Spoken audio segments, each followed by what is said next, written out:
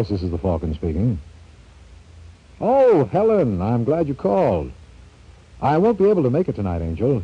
Seems my client is having trouble with his competitors, and he wants me to give him the business.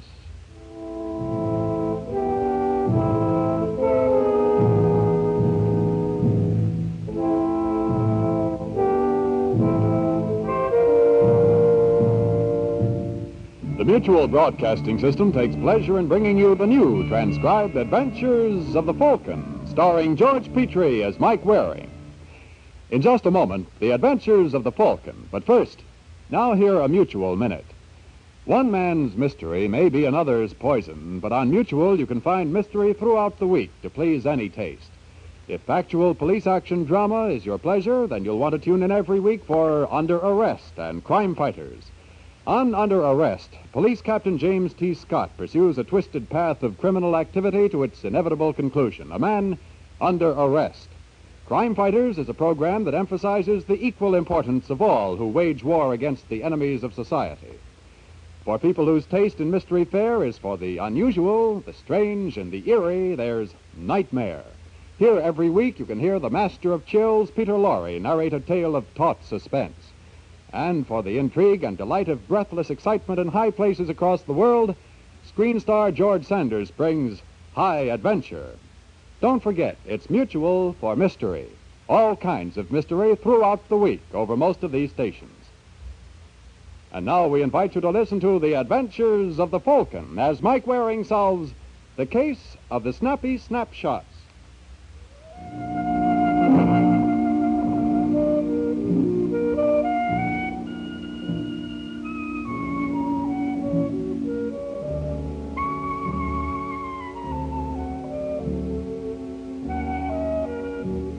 There's one thing you learn working as a private detective. Persistence always pays off. As a case in point, I give you the two gentlemen driving along the Bowery. They are the Kemp brothers, Walter and George. They run a private detective agency in town. You'd never guess to look at them. They're a couple of philanthropists, but no relief organization ever looked harder to find a worthy object of their charity than the Kemp boys. Slow down, George. See something, Walter? Yeah. How about that bum standing near the pawn shop? Kind of old, ain't he? What difference does it make? Stop the car. Hey, Pop. Hey, Pop, come over here, will you? You want me, mister, huh? Yeah. How'd you like to make yourself $5? I ain't looking for work. Up from 10, Walter. Yeah, what I'll do, pal. You come with us and I'll double it. What would I have to do? Oh, nothing hard. We'll explain it to you later. Nah, I'm not interested. You better get somebody else. Oh, you old bum. You hit me, I'll call a cop. All right, let him go, Walter. All right, beat it. Come on, before I poke you one. All right, George. Now, wait a minute, Walter. How about that character over there? What character? Sleeping in the hallway. You see him? Yeah. Better cut your motor. Okay, let's go. Keep your eyes peeled for a cop. Hey, buddy. Buddy. Let me go, will you? Would you mind? Get up off that floor. I ain't doing nothing, mister. I'm just trying to grab a little snooze. Have to find some other place. Okay. Hey, wait a minute. I'm just thinking maybe my brother and I could use you. How would you like a nice, steady job with easy hours and all expenses on a house? Why pick on me? Because you look like the kind of a man we want. What's your name? Paul Ziegler. Glad to meet you, Paul. My name is Walter Kemp. This is my brother, George. Yeah, hi. Hurry it up, Walter. Look, Paul, you got any family? No. Where you from? Philadelphia. Got any friends in town? No. Oh, that's swell. I suppose you come along with us. What's the matter? I changed my mind. Come on, Walter. How much time are you going to waste with this schmo? You think you'd be right for the job? Yeah. And what are you schmoozing for? No. Well, what are you waiting for, Walter? I dropped him. You pick him up.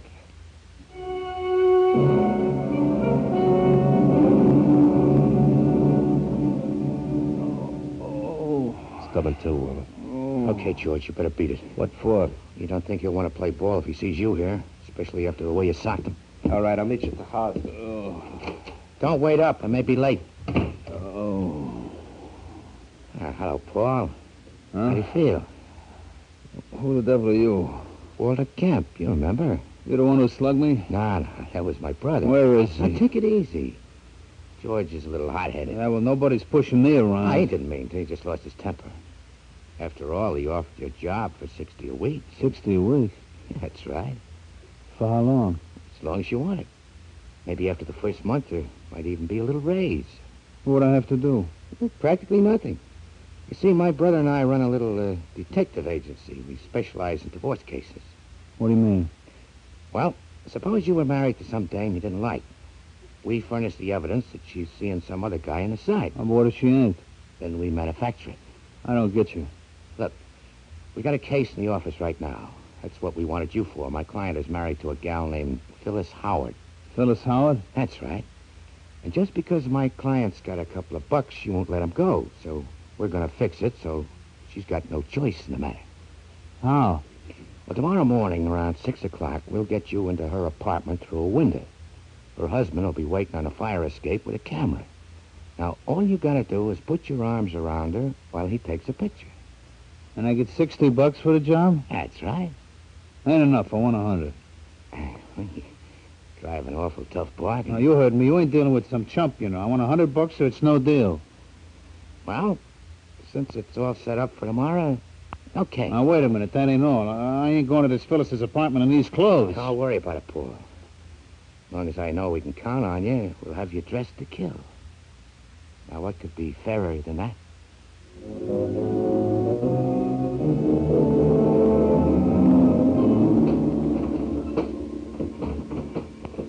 Who's there? Who's there? It's only me, baby. What are you doing in here? Came up to see you. Wasn't that nice of me? Get out. Ah, now, you don't really mean that, Phyllis. Who told you my name? One of your admirers. Hey, you know something? I can't see why you'd want to get rid of a good-looking babe like you. Look, if you want money... Just hold it, sweetheart. I'll get it. Little Paulie wouldn't think of troubling you. You just stay right where you are. What's in this box here? My jewelry. Is it insured? Yes. Oh, then you won't mind if I help myself, huh? Will you please get out? Sure. Oh, I almost forgot. There was something else I came for. Come here, baby. All I want is one kiss. Let go. Now, don't fight, old Paul, honey. This ain't gonna hurt a bit. Let go. Come on, Phyllis, give. Who knows? You may even get to like it. Don't let go of me. Oh. Mister. No. No.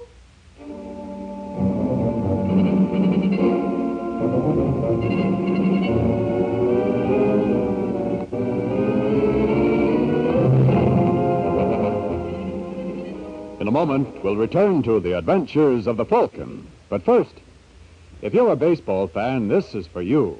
The whole fascinating story of the sport. The first professional game ever played, the team that scored 106 runs in one game. Colorful facts about Babe Ruth, the player who was fined $50 for hitting a home run. All this and much, much more in the Mutual Baseball Almanac, a hardcover book in full library size that sells for $3 in the deluxe edition wherever books are sold. The special radio edition can be yours for just $1. All you have to do is send your dollar to Baseball, Box 144, New York 46.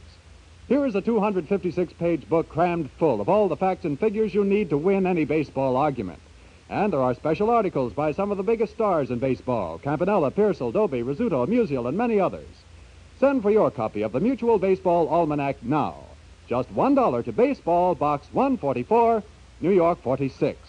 Your money back if this book is not all I say. That's Baseball, Box 144, New York 46. Now back to the adventures of the Falcon.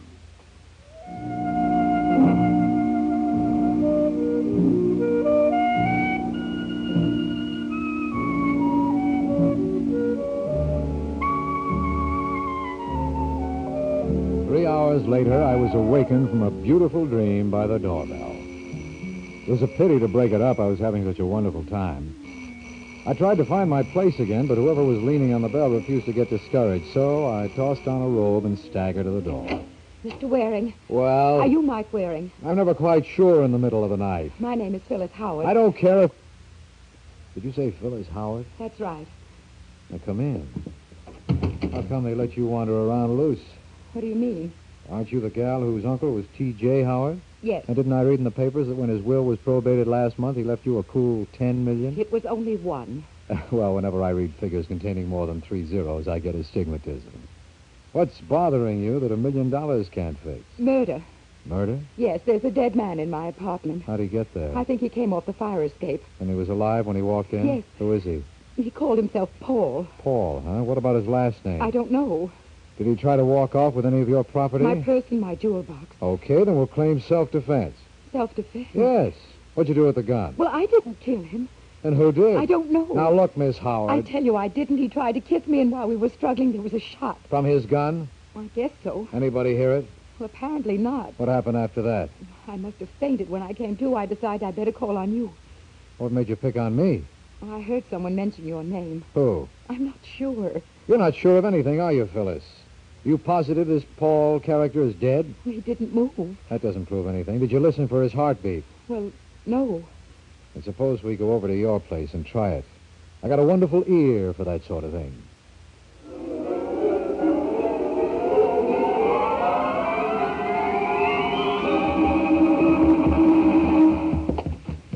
Must you move him like that? I must if I want to listen to his heartbeat.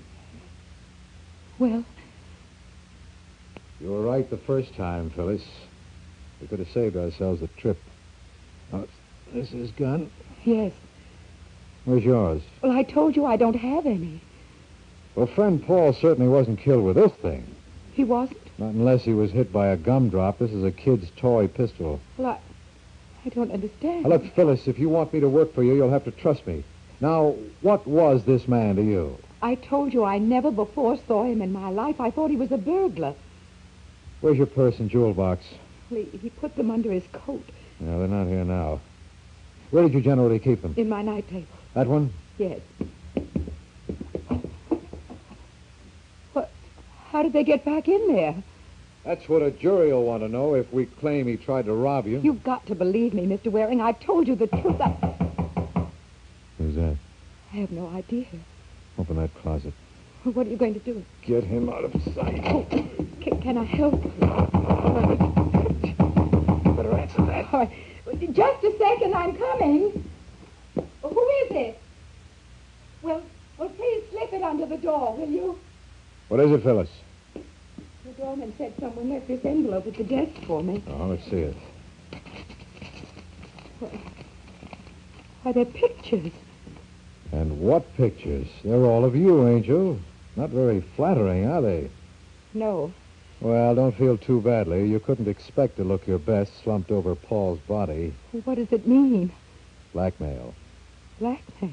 Well, these aren't the kind of snaps you'd send out for publicity purposes. Well, shouldn't there be a note with them? Not necessarily. Whoever is running this racket could always get in touch. Yeah, that's one way to do it. Hey, better let me in. Hello, I'd like to speak to Miss Phyllis Howard, please. Who's calling? Carlos Dario. Just a second. You know anyone named Carlos Dario? No. She can't come to the phone, Dario. You want me to leave a message? Who are you? A very close friend of the family. You know about... The pictures? Yeah. Well, I'm staying at Hotel Wainwright. Tell her to come up and see me. What's in it for her? Don't worry, mister. I see Miss Howard don't make trip for nothing. You know what I mean?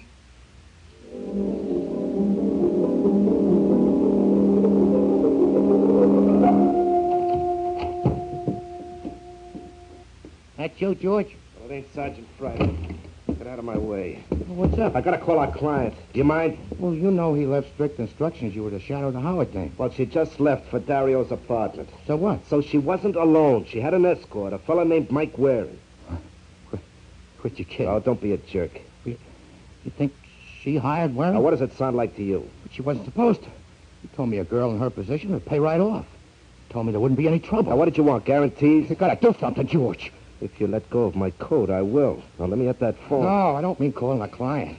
We gotta get out of Now, this. will you shut up? I told you I didn't like the idea in the first place. Remember, And I said shut up.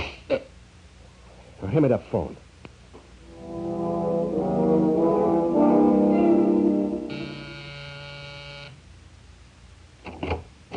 Yes. You, Carlos Dario. That is right. I'm Mike Waring. This is Miss Howard. Waring, why she bring you along? Well, you see, Now, don't blame her, Dario. It was all my idea. Oh, it was, huh? Yes. Now, suppose we get down to business. That suits me fine. Then suppose we swap. The negatives for cash. I believe that's the customary arrangement. Yes, but first I got a little bonus for you. You no good. Come here. Stop it, Mike, please. Let go, my arm. You let go. Will you behave? Let go. Okay. But you want to watch that temper. Now, where were we? I got what you want in this envelope. Mind if I open it? I'd like to see what I'm buying. Why, it's full of $1,000 bills. You're surprised, huh? Quite a bit. What's the idea, Dario? That's your price, isn't it? My price? So help me, Waring. If you and this girl ever try to hold me up again, I'll kill you. Now, give me those negatives. Wait a minute, Dario. Do I get them, or do I have to take you For apart? Pete's sake, will you shut up and let me get this thing straight? How much money is in here? $20,000. And in exchange for it, you expect us to turn over some negatives to you? That is right. By any chance, were those pictures of you near a body? Yes. I don't know how you work it, Waring, but I never see that man before, and I didn't kill him. Mike! Yeah. Shake, sucker. We're on your side. My side? Yeah. Phyllis, where's your art collection? Here. Do those prints look familiar to you, Dario? Sure. They're pictures of me, taken last week. But don't let those slacks fool you. It's Miss Howard. What? You two are victims of the same racket. Don't talk like a fool. It's the only way it makes sense. Then how come Miss Howard called me yesterday and said to have $20,000 ready? I didn't. The lady on telephone gave your name. She was lying. Don't you see, Dario? Whoever called you was working for the blackmailer. It don't add up so good to me. Look, it's not difficult. What the killer is doing here is dividing the risk. He wants money from you and Miss Howard. All right. There's less chance of his being caught and collecting from one person than from two. Who's this he you talk about? Whoever is behind this little stunt. He'll probably get in touch with my client next and ask her to match your 20 grand. In other words, I'm to be the collection agency. That's it. I don't know why, Waring, but I believe you. Thanks. You keep my money and do what you think best. Fair enough. But remember, I can't afford no mistakes. These pictures can make plenty of trouble. No, they can't. What do you mean? Take a good look at this one of Miss Howard slumped over the body. Now, you can recognize Miss Howard, all right, but you can't make out the face on the corpse. So instead of a body, it could have been a wax dummy. But it was not. We know that, but we don't have to admit it. And the only way the blackmailer can prove us liars is to produce the body. I see what you mean. You going to get rid of him? That's right. But how? Leave it to me, Phyllis. I think I know the boy to handle it. Let's keep our fingers crossed.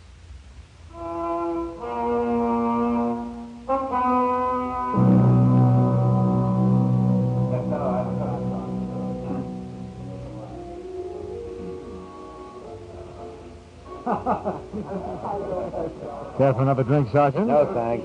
Phyllis? No, thanks. All right. Now, what do you want? A slight favor. And what do you call slight? Now, remember, Sergeant, this is off the record. Go on. There's a body in Miss Howard's apartment. There's a what? You heard me. Now, look, Mike, I don't like these kind of jokes. It's the truth. How did it get there? I haven't time to go into that now. Oh, I beg your pardon, Mr. Waring. I wouldn't want to do anything to interfere with your schedule. Never mind the sarcasm. Could you have the body removed and kept out of sight for a little while? Yeah, and maybe I could do the same for Miss Howard. Listen, you idiot, if she killed him, would I call you? Well, how do I know what a screwball like you might do? I can see this was a big mistake. And you're not kidding. Now let's see that body.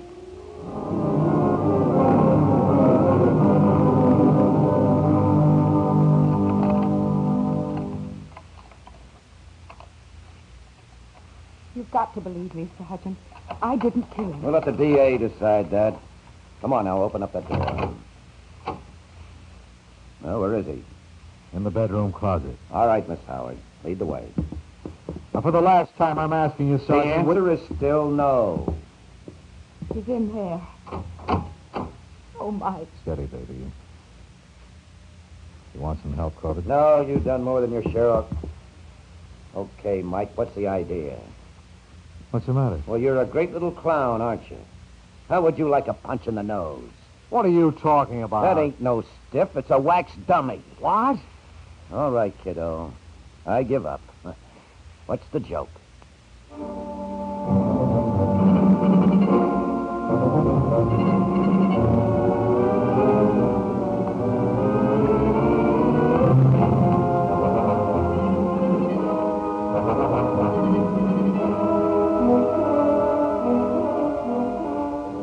moment, we'll return to the adventures of the Falcon. But first, You remember the old nursery rhyme, 30 days have September, April, June, and November? Well, 30 days have something else, too.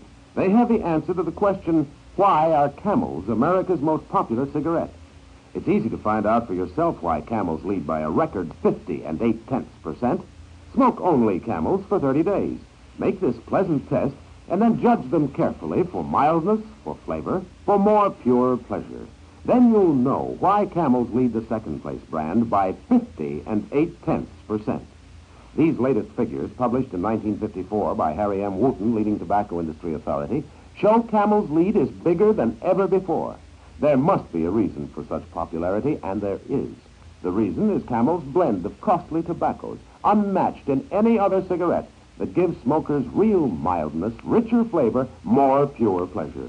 Try Camel. See for yourself why, for mildness, for flavor, for more pure pleasure, Camels agree with more smokers than any other cigarette. now back to the adventures of the Falcon.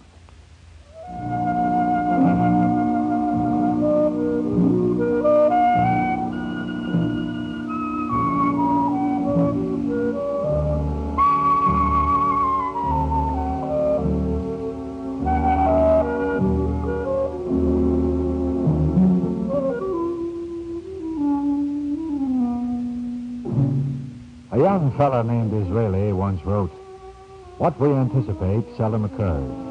What we least expect generally happens." And that best describes my feeling on seeing Sergeant Corbett haul a wax dummy out of Phyllis Howard's closet. And then it took me 25 minutes of fast ad-libbing to get the sergeant out of the apartment.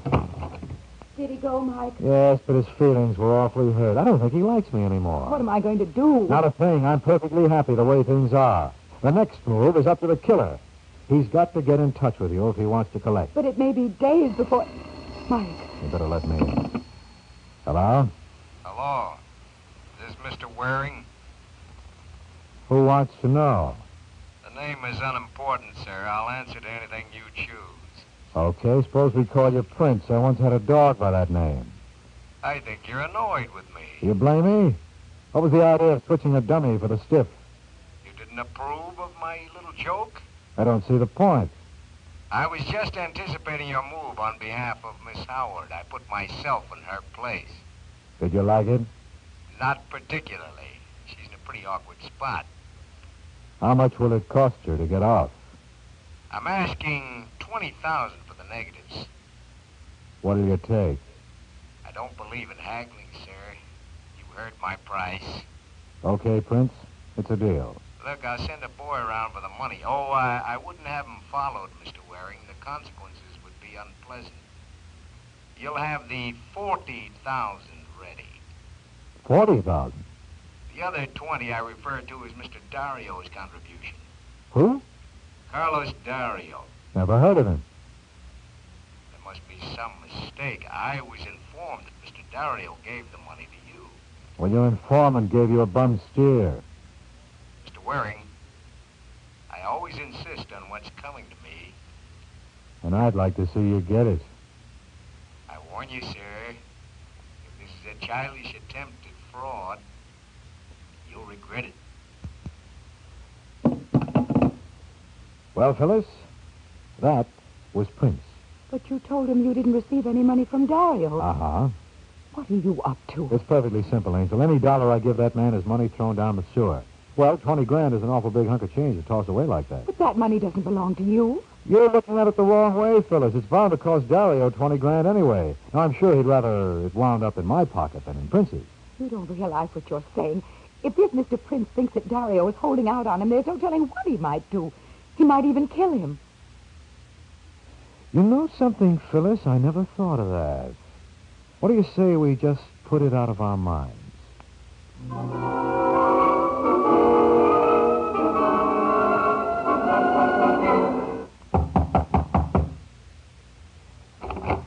Hello, Miss Howard. Mr. Dario. Where is Waring? Oh, hiya, Dario. Everything okay? No. Just what are you trying to pull? Now, calm down, fella. There's nothing to get excited about. Where is my money? You mean that 20 grand? Yes. Oh, I'm sorry, friend. I haven't got it. I've already paid off the blackmailer. You're lying. How'd you know that? I got a call from Prince. He told me you denied getting any dough from me. You boys are pretty pally, aren't you? He calls you, you call him. Or maybe it's a lot simpler than that. What you mean? You're Prince. You know what you're saying, Mike. You're crazy. Watch it, Dario. You dropped your accent. The man is out of his mind. Leave it off, pal. You look better without it. Listen, Waring. Sure, I'll listen if you explain how you knew the name I hung on our collar was Prince. You made a mistake there, Dario, but then I can't blame you. Anyone who's as slick as you are is bound to slip now and then. Now, suppose we call the cops.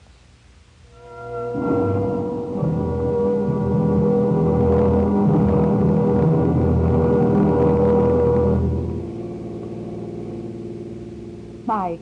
Huh? I wish you'd explain something to me. When did you first suspect Dario? Well, when we found the body of Paul gone and that dummy in his place, he should never have moved it. The only ones who knew what I intended to do with the body were you and Dario. And I know you didn't, lad. But why did he give you the money then? Oh, that was a beautiful piece of work, Angel. You see, Dario doped out this blackmail stunt. And by pretending to be a victim himself, no one was supposed to suspect him. When he gave me that $20,000, he knew he was bound to get it back, plus another 20 of yours. And this Paul he sent to my apartment? That was some schnook that Dario's Confederates lined up for the occasion. And Dario wasn't alone in the plot. No, this took an organization. He had a couple of boys working for him named Walter and George Kemp. They got Paul for him. When Paul climbed into your room last night, Dario was on the fire escape. And while the two of us were battling... He shot him. And then when you keeled over in a faint... He went to work with the camera. Now you've got it. Now that I have, what am I supposed to do with it? Well, you can always tell your children about it some rainy day. But to have children, I first have to be married. It's customary. But if you decide against it, promise me one thing. Let me handle the adoption papers. Good night, Angel.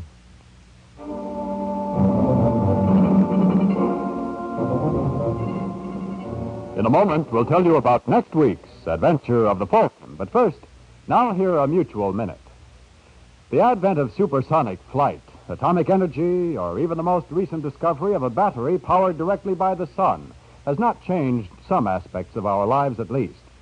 Evening hours are still leisure hours for most, and for most people it means time to enjoy their favorite kind of entertainment. For millions, the programs they hear regularly on Mutual every evening provide just the kind of relaxing, informative, or challenging listening they like best. There are top tales of mystery for the whodunit fans, ranging from fantasy to documentary. And some of the most famous private eyes in the business stalk Mutual's airwaves regularly. News, too, is yours for the tuning, whether you prefer a fast 5-minute news digest or thoughtful and penetrating commentary. Mutual's corps of ace correspondents is at your service. You suit yourself when you hear Mutual's evening lineup of programs, all heard over most of these stations.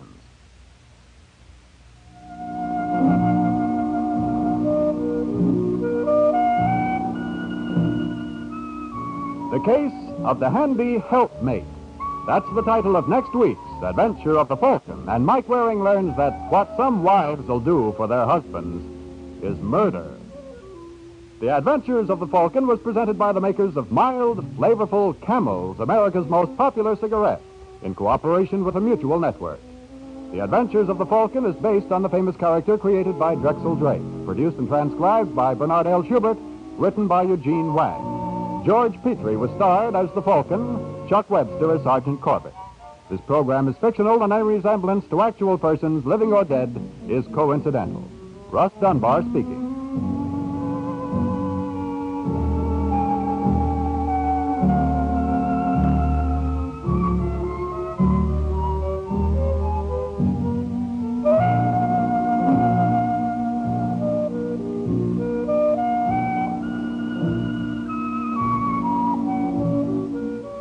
This is the Mutual Broadcasting System.